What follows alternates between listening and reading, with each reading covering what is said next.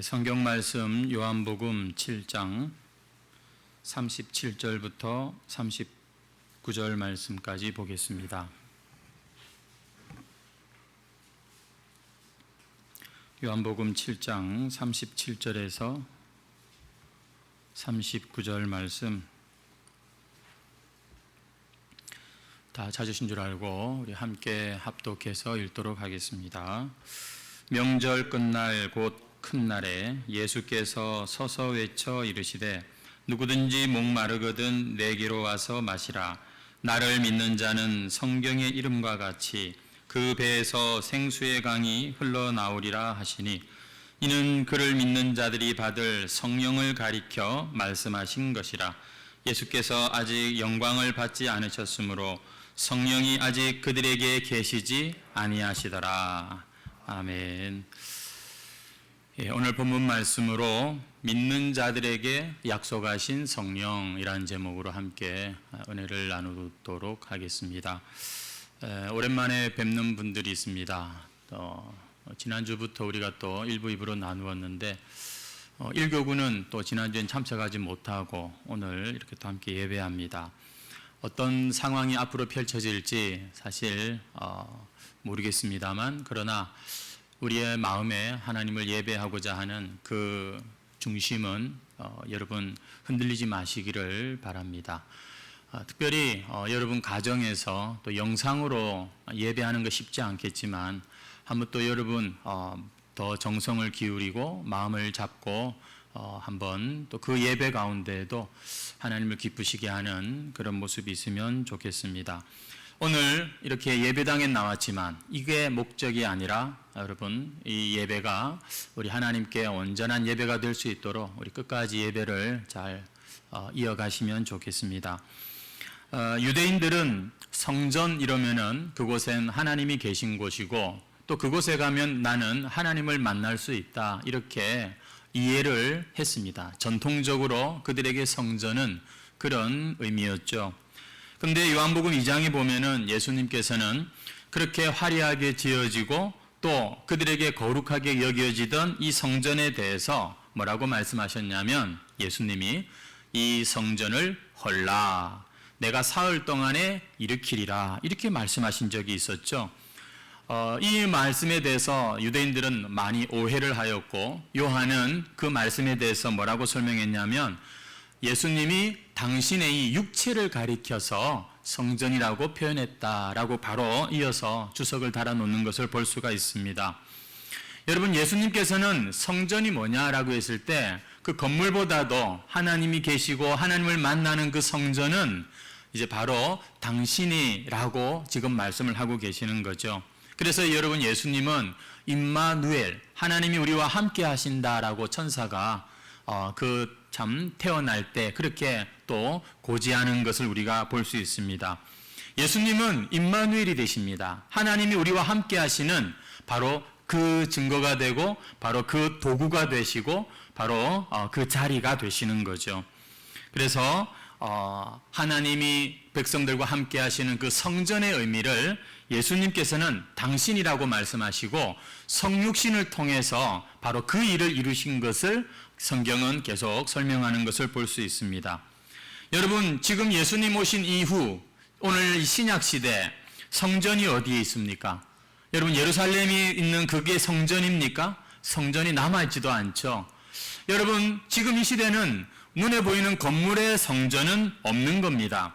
예수님이 바로 우리의 성전이시기 때문입니다. 성전은 가짜고 예수님이 진짜라는 말이 아니라 성전이 의미하던 그 하나님의 임재와 하나님 만나는 곳이 예수님이 오신 그 일로 인하여 완성되었다, 성취되었다 이런 말입니다. 사실 예루살렘에 그 솔로몬이 지었던 그 화려한 성전도 알고 보면 그림자라고 말합니다. 실체가 아니라 장차 오실 하나님이 임재하시는 바로 그것을 가리키는 모형이라고 말합니다. 그래서 바로 그러면 실체가 뭐냐라고 할 때 예수님이라는 것이죠. 우리가 오늘 그러한 의미로 구약의 많은 것들이 그림자이고 신약에서 그것이 이제 실체가 드러나는 것들이 많은데 오늘 본문 말씀도 예수님이 오셔서 완성하시고 성취하신 바로 그 중요한 한 가지가 또 언급되는 것을 봅니다. 여러분 37절 말씀해 보시면 명절 끝날 곧 큰 날에라고 나옵니다. 여기서 이 명절이 어떤 날이죠? 예?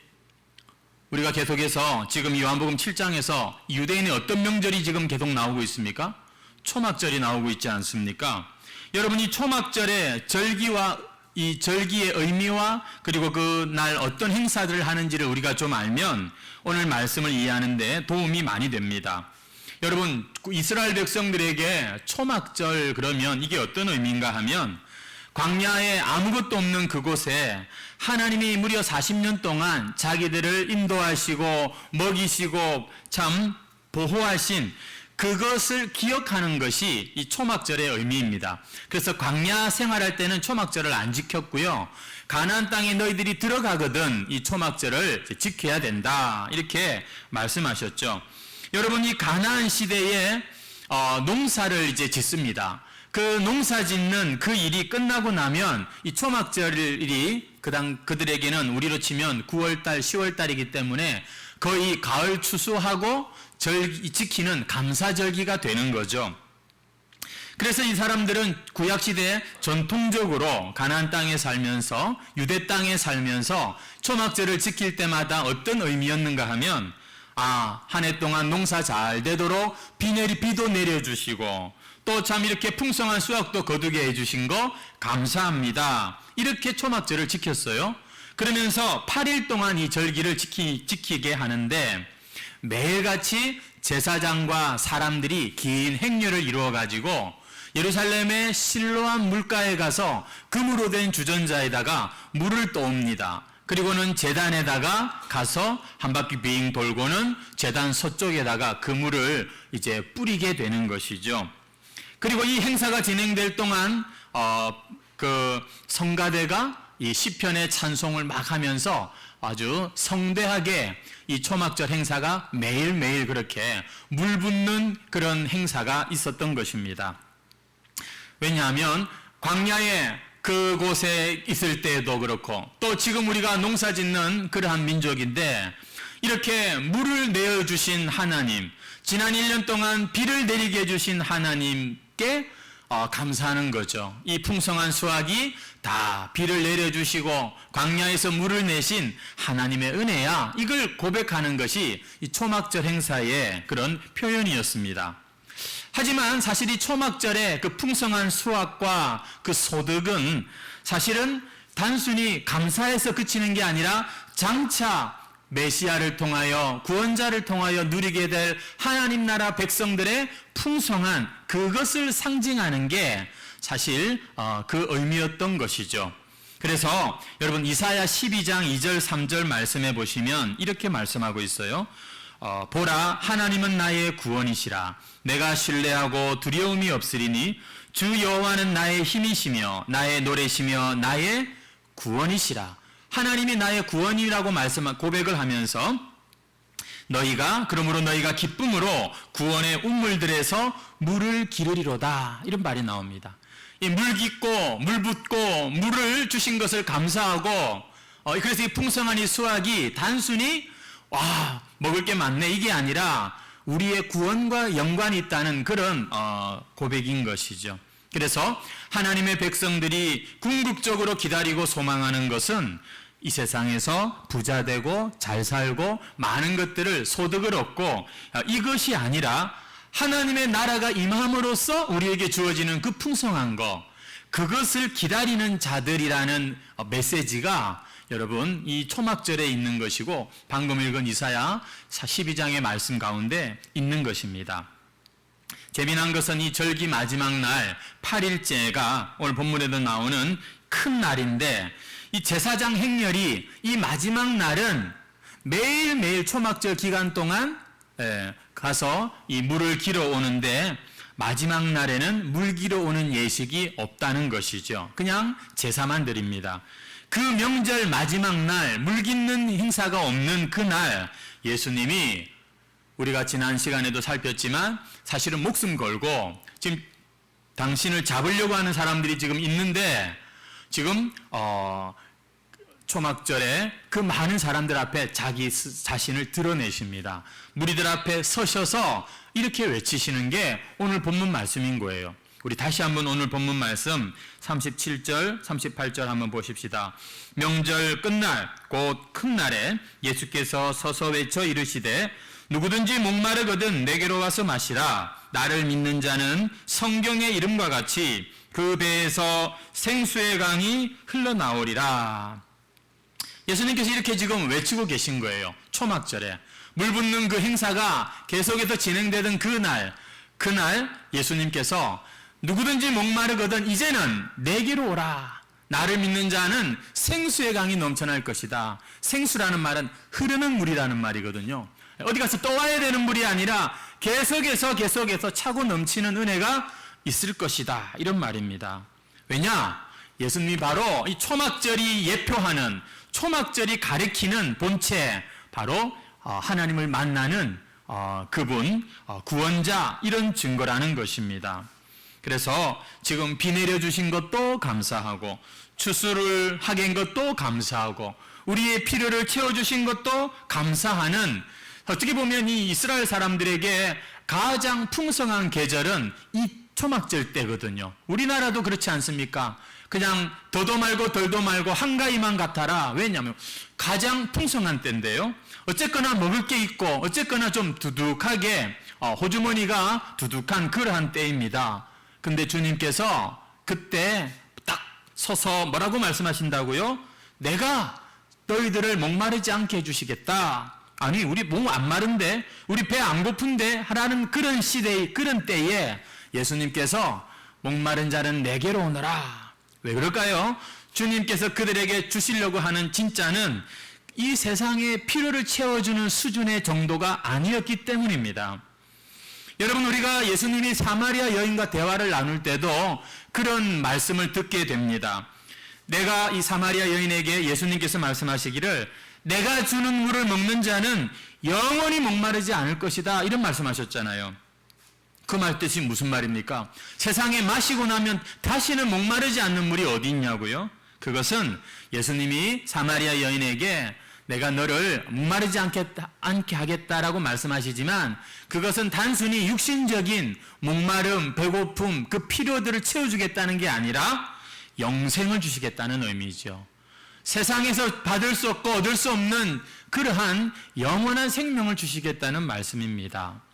여러분, 예수님께서 사람들을 이렇게 지금 부르시면서 누구든지 목마르거든 내게로 와서 마셔라, 이렇게 말씀을 하시는 것을 특별히 초막절 끝날, 이 큰 날에 행하시는 게 의미가 있습니다. 여러분, 예수님은 이 초막절 날 지금 그들이 하는 그 물 길어오는 행사가 전부 다 틀렸다, 잘못됐다, 이렇게 말씀하시는 게 아닙니다. 그들이 추구하고 그들이 바라는 풍년, 그 풍성한 삶은 다 가짜 물이고 내가 주는 이 영생의 물만 진짜 물이다, 이런 의미도 아닙니다. 우리가 어떤 존재입니까? 이 세상에서 어떻게 해서든 좀 더 나은 삶을 살고 싶은 인간적인 소망이 다 있는 사람들 아닙니까?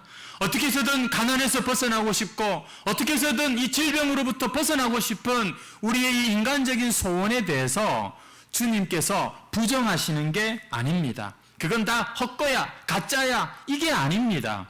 지금 주님께서 말씀하시는 건 뭐냐면 그 좋은 것들 나도 안다. 하지만 그것들보다 더 좋은 것들을 나는 너희들에게 주려고 왔다. 이 말씀을 지금 하고 계시는 거예요. 이제는 재물이 필요 없어. 이 세상 사는데 모든 그런 필요한 것들 쳐다보지도 마. 이런 말이 아니라 그 재물 좀 들어왔다고 하나님이 축복해 주시나? 뭐 이런 것들이 좀 내가 필요가 채워졌다고 하나님이 나를 사랑하시, 이런 식으로 생각하지 말라는 겁니다. 진짜 좋은 것을 가지고 내가 너희들이 얼마나 하나님이 너희들을 사랑하며 얼마나 하나님이 너희들을 먹이시고 입히시는 분인지를 알게 하겠다, 이런 차원에서 예수님은 그 구약의 그 절기를 완성하시면서 나를 바라봐라, 나에게로 오라, 이렇게 말씀하시는 거예요. 그래서 여러분, 구약의 초막절이니 유월절이니 이런 걸 지금 지킨다고 하는 그런 이단들은 정말 예수 그리스도를 주목하지 않는 정말 무식한 모습인 거예요. 성도 여러분, 성경은 결국 이 모든 것이 예수 그리스도에게서 어떻게 완성되고 성취되었는가를 보여주는 흐름을 가지고 있기 때문입니다. 성도 여러분, 그렇다면 이 하나님의 축복, 이 하나님의 사랑을 우리가 마음껏 누릴 수 있게 하는 주님이 주시려고 하는 이 진짜 좋은 거, 이게 뭘까요? 오늘 본문에 보니까 예수님께서는 나를 믿는 자는 그 배에서 생수의 강이 흘러나오리라. 어떤 지금까지 목사님들 설교해 보면 이 배가 누구 배냐 이래가지고 막 논쟁하고 막 그랬습니다. 이 배는 우리의 배에서 생수의 강이 넘쳐나는 거야. 어떤 사람은 예수님 배에서 생수의 그 강이 흘러나오는 거야. 막 이런 가지고서 막 이렇게 많이 논쟁하고 그랬는데, 오늘 우리가 그런 거 집중할 게 아니라 생수의 강이 흘러나오리라. 여러분, 그 다음 절에 보면 요한이 이렇게 설명합니다. 이는 그를 믿는 자들이 받을 성령을 가리켜 말씀하신 것이라. 그리고는 예수님께서 아직 영광을 받지 아니하셨기 때문에 성령이 그들과 함께 하시지 않는다라고 말하죠. 아직 성령이 존재하지 않는다는 게 아니라 공식적인 시작을 안 하셨다는 의미입니다. 요한복음 16장 말씀에 보면 예수님이 십자가에서 죽으시고 부활하시고 승천하시고 영광을 받으시고 보혜사 성령이 내려오셔서 제자들로 하여금 예수님의 말씀 다 기억나게 하시고 죄와 의와 심판에 대해서 깨닫게 하실 것이라 그렇게 말씀하셨거든요. 근데 아직 주님께서 십자가 지시기 전이고 부활하시기 전이고 승천하시기 전이기 때문에 영광 받으시기 전이기 때문에 아직 성령이 사역이 시작이 되지 않았다는 그런 말인 것이죠. 무슨 얘기입니까? 주님이 떠나고 나면 이제는 예수님이 보내시는 성령님이 오셔서 믿는 자들 안에 거하시면서 계속해서 생수의 강처럼 은혜가, 하나님의 그 풍성함이 흐르게 될 것이라고 하는 약속의 말씀을 예수님은 이 초막절에서 완성하시고 또 약속하고 계시는 이런 모습입니다. 성도 여러분, 예수님이 분명 지금 뭐라고 약속하신다고요? 믿는 자들에게는 성령을 주시게 된다는 것입니다. 누구든지 믿는 자는 믿는 자들이 받을 성령을 가리켜 말씀하신 것이라. 여러분, 성령을 약속하고 계시고 성령을 받게 된다고 말씀하십니다. 우리가 성령 받았습니까? 옛날 한국교회 이런 질문들이 좀 있었거든요. 어떤 사람은 예, 성령 받았습니다 라고 자신 있게 말하고, 어떤 사람은 우물쭈물하고 대답을 잘 못하는 경우도 있었습니다. 그 이유가 왜 그런가 하면은 성령을 받았느냐는 질문을 내가 무슨 신령한 체험을 했느냐, 무슨 방언이나 무슨 은사를 받았느냐는 것으로 이해를 했기 때문인 것이죠. 이것은 참 안타까운 모습입니다. 여러분, 우리가 성령을 받은 증거가 뭘까요? 그러면 더 이상 죄를 짓지 않게 될까요?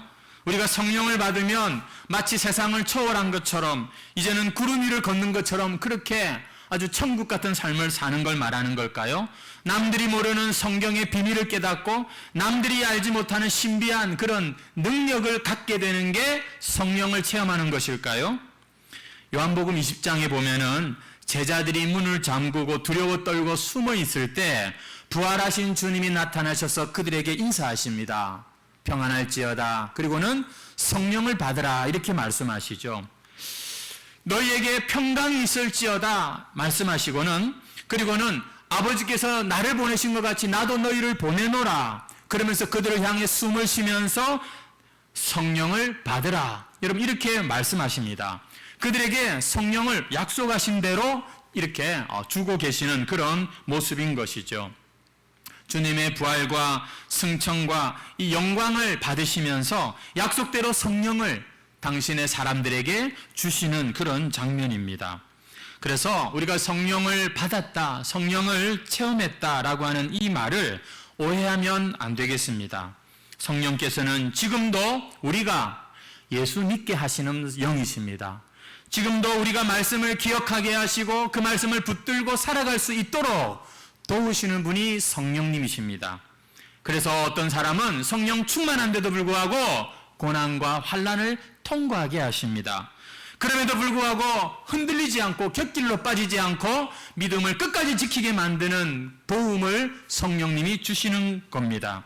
그래서 성령을 예수 그리스도의 영이라고 말하는 것이에요. 왜냐? 예수 믿는 자에게 임하는 영이고 성령이 충만하면 예수 그리스도로 여러분 충만해지고 예수님처럼 그렇게 말과 행실도 이렇게 참 변하게 되는 그런 것이기 때문입니다. 예수님께서 이 초막절 마지막 날 누구든지 목마르거든 내게로 오라 이렇게 말씀을 하시면서 성령을 약속하고 계신 것을 오늘 우리가 생각하고 있습니다. 이미 앞서 제가 말씀을 드렸죠. 이날은 추수를 마치고 넉넉한 마음으로 지금 이 주신 소득과 또 이렇게 문제가 해결되고 형통해진 것들을 감사하는 그러한 때인데 주님께서는 그보다 더 진정한 형통, 더 참 이 진정한 풍성함을 주시는 성령을 약속하고 계시는 겁니다. 그 성령께서 이루시는 하나님 나라의 풍성함을 지금 말씀하고 계시는 거예요. 그래서 하나님의 나라의 백성들은 정말 이 세상을 살지만 궁극적으로 기다리고 소망하는 건 이 세상에서 부자되고 잘 살고 행복해지는 것이 아니라 거기서 그치는 것이 아니라 하나님의 나라가 임함으로써 우리 안에 이루어지는 그 풍성함을 기다리는 자들이다. 이미 앞서 말씀드렸죠. 성도 여러분, 오늘 저나 여러분이 진짜 하나님의 백성이라면 우리가 주목하는 것은 여러분 이 세상의 형통에서 그치면 안 됩니다. 정말 하나님의 나라 백성들은 하나님의 나라를 꿈꾸고 소망하는 자들이기 때문입니다. 때로 손해를 보기도 하고 사업이 어려워지기도 하고 풍년이 아닌 해도 있고 감람나무에 소출이 없고 외양간에 소가 없어도 그럼에도 불구하고 낙심하지 않고 하나님의 사랑을 의심하지 않고 그래도 내게 주신 이 사명 내가 끝까지 붙들고 살리라 이렇게 반응할 수 있는 이유가 뭐냐? 바로 예수 그리스도의 영이 여러분 안에 계시기 때문입니다. 성령이 여러분 안에서 지금도 역사하고 있는 증거가 저 사람은 저런데도 불구하고 교회를 나가네, 예수를 믿네, 끝까지 주를 부인하지 않네. 여러분 세상 사람들은요 부자 되면 그게 대박이고 그게 복받은 거라고 생각해요. 맞아요. 그것도 맞는 거예요. 하지만 여러분 하나님의 백성들은 부자 된다고 해서 그게 하나님의 사랑을 아는 유일한 게 아닙니다. 문제가 잘 풀리고 어려움이 없다고 해서 하나님의 사랑을 확인하는 게 아니에요. 성도는 예수님을 통해서 하나님의 사랑을 아는 자들입니다. 안 그렇습니까? 우리가 성경을 보니까 정말 예수 그리스도는 이 하나님의 확실한 증거로 이 땅에 오셨고 지금도 저와 여러분의 마음 가운데 살아 역사하시는 것입니다. 희한합니다. 신기하고 놀랍습니다. 이거는요 IQ가 높다고 해서 이해되는 게 아니에요. 여러분 오늘 내가 예수를 믿고 내가 예수님께 속한 자요, 내가 비록 이렇게 형편없는 신앙이지만 그래도 나는 예수를 따르는 자다 이렇게 고백하고 말할 수 있는 게 이게 여러분 엄청난 선물이라는 겁니다. 엄청난 일이에요. 이것은 지금도 우리 안에서 역사하시는 성령께서 하시는 일이기 때문입니다. 예수를 믿는 성도 여러분, 예수 그리스도의 영 성령께서 우리의 보혜사가 된다 이런 말씀을 하시죠. 보혜사가 무슨 뜻입니까? 돕는 자라는 뜻입니다. 여러분 예수님이 우리에게 보내신 성령이 지금도 역사하시는 게 뭐냐면 우리가요 날마다 넘어져요. 순간순간마다 우리의 마음에 예수님보다 더 다른 것들이 엉뚱하게 우리 마음을 차지할 때가 많아요. 우리는 늘 허물과 죄를 고백할 수밖에 없는 죄인들이에요. 그럼에도 불구하고 예수님의 그 십자가, 예수님의 그 죽으심이 나를 여전히 하나님께 속한 자로 만드시고 여전히 나는 하나님의 자녀라고 고백할 수 있게 하는 이 뻔뻔함, 이게 여러분 하나님의 성령이 여러분 안에서 역사하시는 증거예요. 이것이 하나님이 우리에게 주신 선물이라 이 말입니다. 세상에서 예수를 믿는다 그래도 여전히 보면 아프기도 하고 일이 안 풀리기도 하고 여전히 인생의 연약함을 경험하며 살아가는 우리의 참 삶이지만 그래도 예수님이 부활하셨고 그 부활의 몸이 장차 내가 얻게 될 그 몸이라는 것을 깨닫고 그 힘들고 어려운 상황에서도 주눅들지 않고 위로받고 기뻐하며 살아가는 이 모습, 이게 바로 우리 안에 성령이 계신 증거인 것입니다. 그래서 예수 믿고 성령 받은 사람은 형통할 때만 기뻐하지 않고 환난 중에도 기뻐하는 자들입니다. 환난이 좋아서가 아니라 하나님의 나라가 임했고 그 나라가 점점 우리 앞에 완성되어 가는 것을 보며 살기 때문입니다. 그래서 예수 믿고 성령 받은 성도 여러분, 세상살이가 내 마음대로 내 뜻대로 잘 안 된다 하더라도 여러분 결코 예수님을 부인하는 자리까지 가지 마시기를 바랍니다. 우리는 그렇게 예수님 부인할 수가 없는 거예요. 왜냐하면 우리를 지켜주시는 분이 계시기 때문입니다. 우리를 붙잡아 주시는 분이 계시기 때문입니다. 거룩하고 내가 자신 있게 살 때만 찬송하고 기도하는 것이 아니라 죄와 허물로 미끄러지고 아주 그냥 추한 모습이 될 때에도 천부의 의지 없어서 손들고 옵니다. 그렇게 주님 앞에 나올 수 있는 이유, 성령께서 우리 안에서 여전히 우리를 붙잡아주고 돕고 계시기 때문입니다. 예수님은 그렇게 이 세상을 살아갈 믿는 자들을 위해서 가장 좋은 선물, 성령을 보내겠다고 약속하셨고 그 성령이 지금 저와 여러분 안에 역사하는 줄 믿는 것입니다. 오늘 말씀을 맺겠습니다.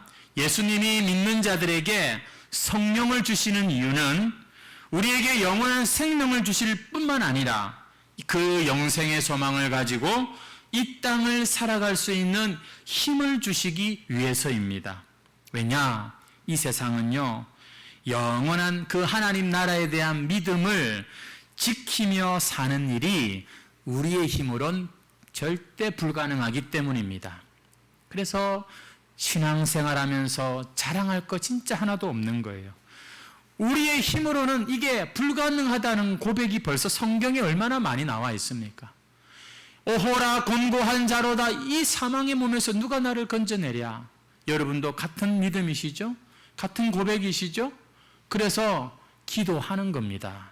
그래서 여러분 육신이 다가 아니라 이 성령으로 살려고 육신의 소욕대로 살다 끝장나는 잘못된 길로 갈까 두려워서 내 안에 모신 성령님을 쫓아 살기를 소망하면서 기도하러 나오는 겁니다.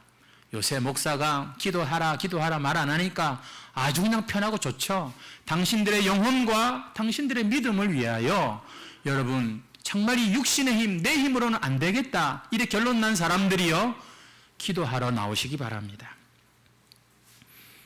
주님께서는 우리를 세상에 내버려 둔 채, 야, 너 믿음 똑바로 잘 지켜, 넌 살아남아야 돼, 이렇게 말씀만 하신 게 아니고 성령을 보내시고 성령으로 우리가 이 길을 잘 걸을 수 있도록 지금도 기도하며 중보하며 계십니다.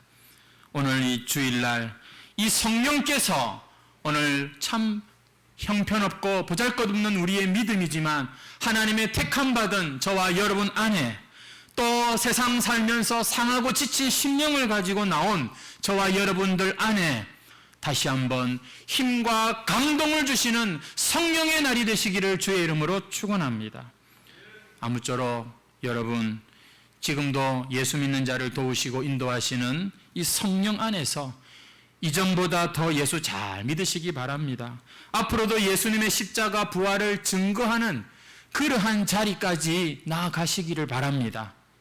내 힘으로는 할 수 없는데 우리가 성령님을 잘 쫓아 순종하며 성령을 구하며 성령으로 살기를 힘쓸 때 주님의 이 약속은 우리의 인생 가운데서도 반드시 완성되고 성취되는 그런 일들이 일어날 것입니다. 찬송가 189장 찬송 드리겠습니다.